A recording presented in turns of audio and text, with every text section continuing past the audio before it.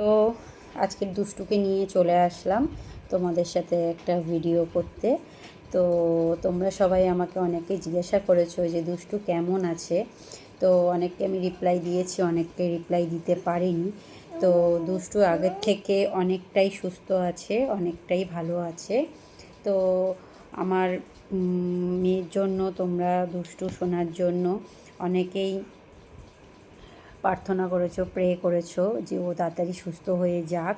তো তাদেরকে অনেক ধন্যবাদ যে দুষ্টু সুস্থ হওয়ার জন্য তোমরা সবাই ওকে এত ভালোবাসা দিয়েছো, তার জন্য অসংখ্য অসংখ্য ধন্যবাদ।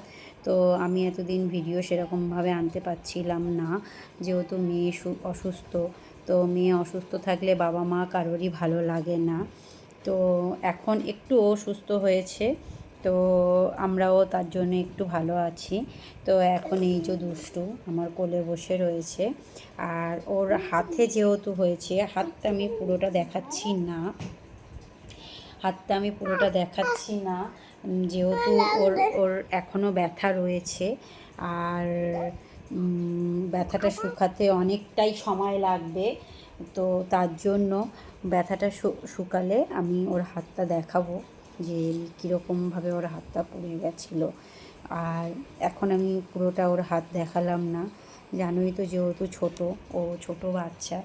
তো ওর জন্য তোমরা অনেকে ভালোবাসা দিয়েছো, তার জন্য অসংখ্য ধন্যবাদ। বারবার করে একই কথা আমি বলছি। তো চলো, আমি তো এখন একটু ভালো আছি, আর তোমরা কে কেমন আছো সেটা অবশ্যই কমেন্ট করে জানাবে। তো চলো, বাই করে দাও দুষ্টু। বাই।